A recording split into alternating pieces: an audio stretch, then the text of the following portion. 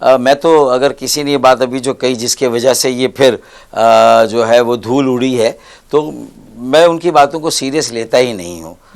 गालिबन फैसल वावडा साहब ने ये बयान दिया था। पहले मेरे साथ मौजूद होंगे सीनियर सियासतदान हैं और एमक्यूएम के सीनियर रहनुमा हैं डॉक्टर फारूक सत्तार साहब। बहुत शुक्रिया डॉक्टर साहब आपके वक्त का। सर, एमक्यूएम हुकूमत से खफा क्यों है, यहाँ तक कि उन्हें उनका साथ छोड़ देने की भी धमकी दे दी जाती है? मेरे ख्याल में ऐसा कतई नहीं है। खफा तो हो सकती है, गिले शिकवे भी हो सकते हैं, और जाहिर है कि हम एक सेकेंडरी पार्टनर है। पीएमएलएन का बड़ा शेयर है हुकूमत में, और उसकी एक और बड़ी एलआई पीपल्स पार्टी भी है, और सूबे में हमारा पीपल्स पार्टी से वास्ता है, और मरकज़ और पूरे मुल्क की सतह पर अगर हम देखें, और ख़ास किसी हद तक सिंध के शहरों में हम समझते हैं कि मरकज़ और वफाक का भी एक किरदार है। तो हम खफा नहीं है, हम गिला शिकवा ज़रूर करते हैं। खालिद मुगल भाई के बयान को आउट ऑफ कॉन्टेक्स्ट, बगैर सयाक और सबाक के बयान किया गया। उनका टेक्सटाइल इंजीनियरिंग यूनिवर्सिटी का एक चैप्टर जब कराची में खुला था, उन्होंने बिज़नेस कम्युनिटी से कहा कि भाई हम आज हैं कल नहीं होंगे, तो आप इंस्टीट्यूट की जो है वो ओनरशिप लें, आप भी इसमें अपना इनपुट डालें, क्योंकि हम जो है वो एकेडमिया को इंडस्ट्री के साथ कोलैबोरेट करना चाहते हैं, ताकि मार्केट में जो लोगों के लिए जॉब्स या उनके लिए स्टार्टअप बिजनेस या उनके लिए जो भी अपॉर्चुनिटी है काम करने की, इन्वेस्ट करने की, हम भी ये चाहते हैं कि हम लोगों को मछलियां पकड़ कर ना दें, बल्कि मछलियां पकड़ने का फन से। तो मेरे ख्याल में उस टेक्सटाइल इंजीनियरिंग यूनिवर्सिटी के उस इनॉग्रल खिताब में उनसे उन्होंने बात की जिसको गलत मतलब लिया गया। नहीं, ऐसी कोई बात नहीं, हमने कोई पब्लिकली रेप्रीमांड नहीं किया पीएमएलएन को या हुकूमत को, या उनसे कोई ऐसा गिला शिकवा नहीं किया। एक मिसाल दी थी कि भाई माजी में भी हम हुकूमत छोड़ते हैं और कल हम हुकूमत में हो ना हो तो आप ओनरशिप ली, ये मसला था। बिल्कुल सही। अच्छा सर, गवर्नर कामरान तसौरी को तब्दील करने की बातें हुई, आपकी जमात के हैं, आपके करीब हैं, क्या वजह है कि उनके लिए तब्दीली की बातें हमेशा होती रहती हैं? कोई साजिश आपको लगती है इसमें? देखिए, ये ख्वाहिश हो सकती है बहुत सारे लोगों की कि ऐसा हो जाए, जो शायद खुद उम्मीदवार हो सकते हैं इस स्लॉट के, लेकिन मेरे ख्याल में मैं तो अगर किसी ने ये बात अभी जो कही जिसके वजह से ये फिर जो है वो धूल उड़ी है, तो मैं उनकी बातों को सीरियस लेता ही नहीं हूँ। गालिबन फैसल वावडा साहब ने बयान दिया था, तो मैं तो उनकी बातों को संजीदगी से लेता ही नहीं हूँ। अच्छा, फिर मेरे लोगों ने भी इस पर बार बार कह दिया, और खालिद भाई ने जो आखिरी बात की, मेरे ख्याल में 100 सुनार के एक लोहार की, उन्होंने कहा कि भाई जब तक मैं और मेरी पार्टी नहीं चाहेंगे, गवर्नर सिंध को कोई नहीं हटा सकता। मेरे ख्याल में हमारे लिए इसे हरफ आखिर समझना चाहिए और फाइनल एंड क्लोज ट्रांजैक्शन होना चाहिए। इस पर बार बार डाउट कास्ट नहीं करने चाहिए, बार बार ये खामखा इसको शक व शुबे की नज़र नहीं करना चाहिए। बिल्कुल सही। अच्छा सर, सिंध हुकूमत की कारकर्दगी से आप मुतैन हैं? स्पेसिफिकली जब पीपल्स पार्टी से हुकूमत साजी के दौरान जो बातचीत हुई, जो मामला तय हुए, उन चीज़ों को लेकर? कतई नहीं, मेरे ख्याल में हम ही नहीं बल्कि पूरा सिंध, मैं समझता हूँ कि पाकिस्तान पीपल्स पार्टी की जो मजमूई परफॉर्मेंस और कारकर्दगी उससे कतई और कतई मुतमईन नहीं है। बहुत ज़्यादा क्रिटिकल है, तनकीद हो रही है, और मेरे ख़्याल में 15 साल के बिला शिरकत गैर जिस तरह उन्होंने सिंध को रूल किया, तो चलें अगर सिंध के शहरी इलाक़ों को उनका हक़ नहीं दिया गया, यहाँ के अवाम को रोज़गार नहीं मिला, यहाँ के अवाम को बुनियादी सहूलतें जो शहरी सहूलतें होती है, निकासी आप, फराहमी आप, सड़कें बनाना, कचरा वक्त पर उठाना, और ये सारी बातें अगर नहीं कर पा रहे, सड़कें नहीं बन रही। कराची की सड़कें मैं समझता हूँ कि अगर आप देखेंगे तो ऐसा मंजर है जैसे एक शहर जो कुदरती आफत में किसी तरह दब गया और तबाह बर्बाद हो गया। कराची को तो इस नहज पे पहुंचा दिया गया। मुझे लगता है उन्होंने कहा था कि हम लाड़काना और नवाबशाह को कराची के बराबर लेकर आएंगे, तो ये बात सही थी। असल में वो कराची को नवाबशाह लाड़काना के बराबर ले गए, बल्कि उससे भी नीचे ले गए। तो ये शायद उल्टा वो कह गए, कहना ये चाह रहे थे। तो ये तो सब कह रहे। अच्छा, फिर जो हमारा उनसे माहिदा हुआ था पीडीएम की पहली हुकूमत में 16 महीने की, और उसके जामिन सिग्नेटरी जरदारी साहब थे, बिलाल भुट्टो जरदारी थे, और जामिन थे मौलाना फजलुर रहमान और शहबाज शरीफ। तो उनसे भी कई बार हमने शिकवा किया, कई बार कहा। अब दोबारा वो एलआई हम हुकूमत में हैं, हम यही कहते हैं कि भाई आप हमारी बात तो नहीं समझते, आप समझाएं। मैं 3 महीने से एमक्यूएम कोशिश करे कि बिलाल भुट्टो जरदारी साहब से हम टाइम ले, हमें टाइम नहीं मिल रहा। ऐसा नहीं कि हम उन्हें अवॉइड कर रहे हैं, उनके साथ बैठना नहीं चाहते, इस सूबे में उनके साथ मिलकर काम नहीं करना चाहते। हाल ही में कई इंटरव्यूज़ में, कई प्रोग्राम में मैंने कहा कि 15 अरब रुपए हमें सड़कों के लिए और कुछ निकासी आपके लिए मरकज़ से वफाकी बजट से मिल रहे। फ़ी एमएनए 1 अरब, कराची के लिए 15, हैदराबाद के लिए 5। तो मैंने कहा कि हम इसमें तय कर लें पीपल्स पार्टी के साथ कि डुप्लीकेशन ऑफ वर्क ना हो, कहीं इसमें हमारे वो इंजीनियर्स और टेक्निकल जो लोग हैं वो गलत फ़ायदा ना उठा लें कि एक काम हमसे भी कराएं उनसे भी कराएं और हमारी डबल पेमेंट हम कर दें। तो इससे अच्छा निकासी आपका काम अगर वो करें मुर्तज़ा वहाब साहब और सईद गनी, मैंने उनको कहा भी है, तो हम सड़कें बना दें, लोग कितना खुश होंगे, कितना मुतमईन होंगे हमारा एक अमल दोनों का कि किसी एक चीज़ पे हम इकट्ठा हो जाएं और आप एक हिस्से का अपने हिस्से का करें, हम अपना काम करें।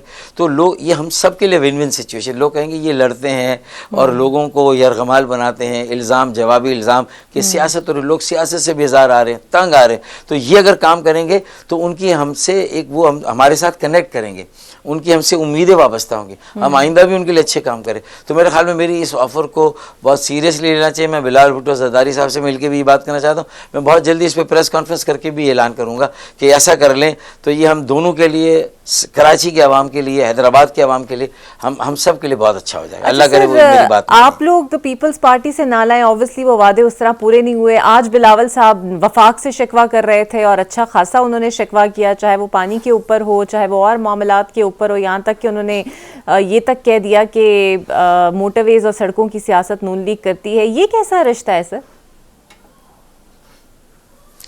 अब देखें, ये तो खैर पीपल्स पार्टी ही इसका जवाब देगी और उनके जो मसाइल हैं या जो उनके साथ वादे वईद PMLN ने किए थे वो किस हद तक पूरे हुए नहीं हुए, ये तो वही बता सकते हैं। क्या बातें हुई थी देखें ना, कॉन्स्टिट्यूशनल पोस्ट लेने के बाद NFC से इंक्रीमेंटली जो है वो सूबों का शेयर हर साल बढ़ रहा है।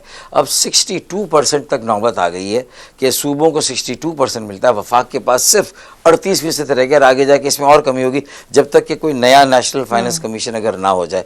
तो मैं समझता हूँ कि इस सूरत हाल में उनकी शिकायत, मुझे नहीं मालूम कि वो कहीं ट्रांसफ़र पोस्टिंग मुख्तलिफ जो वफाकी महकमे हैं उसके लिए कर रहे हैं, वो प्रोरोगेटिव वज़ीर का होता है और वज़ीर आज़म का। तो फिर उन्हें चाहिए कि वो वजारतों में आ जाएं, कैबिनेट में आ जाए और वहाँ की सारी बातें करें।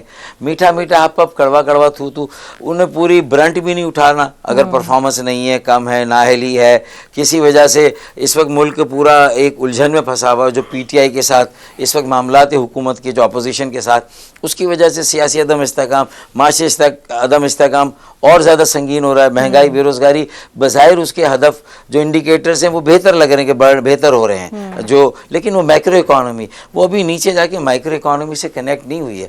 आम लोगों को अगर महंगाई में कुछ कमी हुई है तो जब तक उनके पास कमाई के वसाइल नहीं होंगे, आमदनी नहीं होगी, तो वो कैसे, उनके लिए तो वो एक ही बात है, वो कोई चीज़ ख़रीद ही नहीं सकते। अब भी इतनी महंगी, आप थोड़ी उसको कीमत कम भी कर दें तो हमारी पैदावारी अमल कहाँ बढ़ा है, हमारी सरमायाकारी का अमल कहाँ बढ़ा। इंटरेस्ट रेट कम हो रहे हैं, इंटरेस्ट रेट कम हो रहे बेशक, लेकिन ये कि जब तक सिंगल डिजिट में नहीं आएंगे उस वक्त तक खुल के सरमायाकारी नहीं होंगी। फिर बहुत सारी और टैक्सों का निज़ाम गैर मुनसिफाना है, इनडायरेक्ट टैक्सेस की भरमार है। डायरेक्ट टैक्सेस जो है वो वडेरों, जागीरदारों और ज़रई शोबे पर उस कंप्लीट इस्तिस्ना है।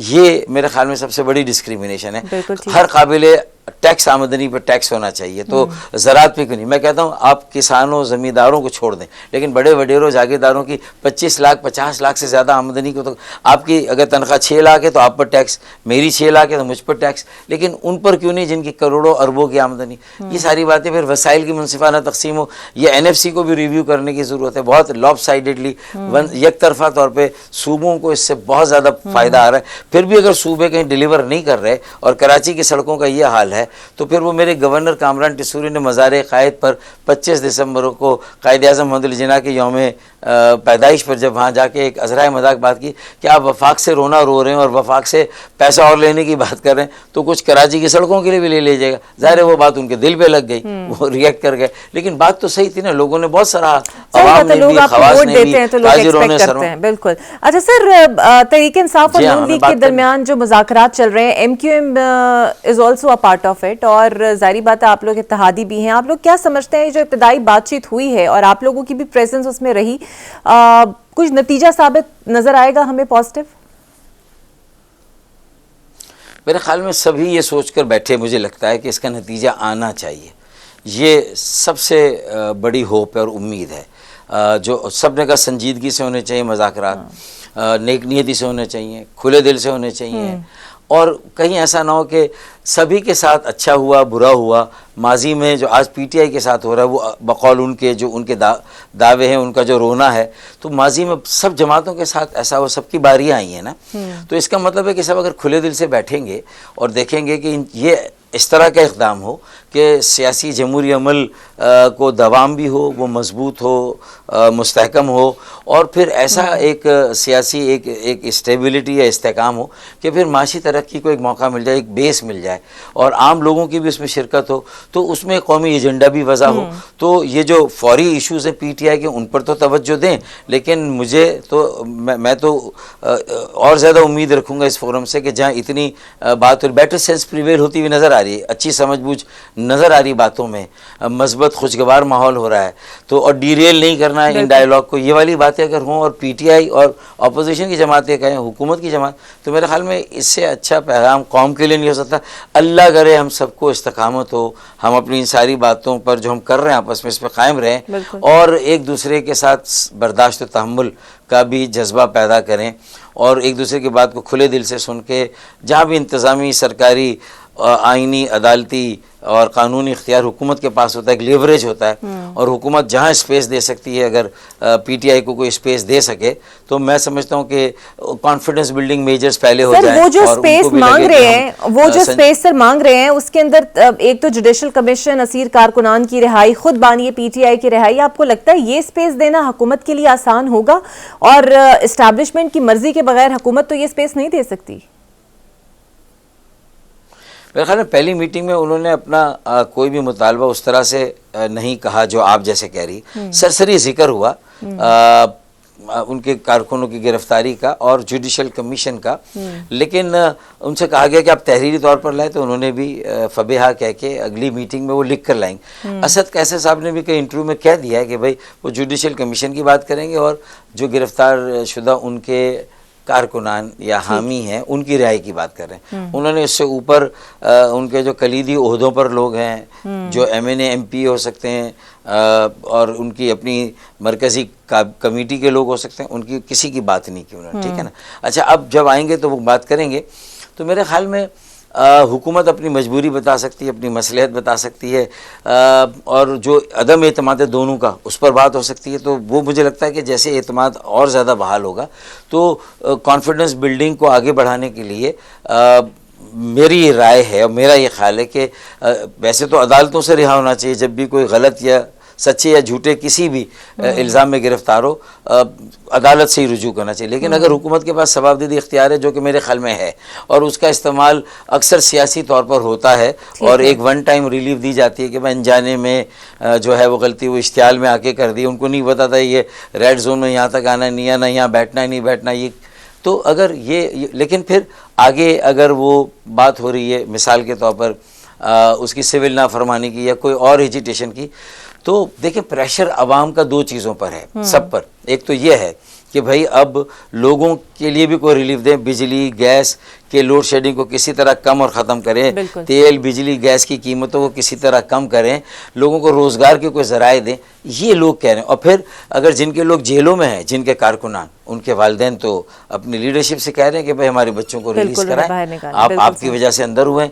ये प्रेशर तो कोई कम थोड़ी, ये प्रेशर बहुत है। तो इस सारे प्रेशर को भी सामने रखना होगा और इसलिए अपनी रिजिड पोजीशनों से नीचे आना होगा। अब वो सख्त गिर मौके इख्तियार करके आप इस डायलॉग को आगे भी नहीं बढ़ा सकते, कामयाब भी नहीं कर सकते।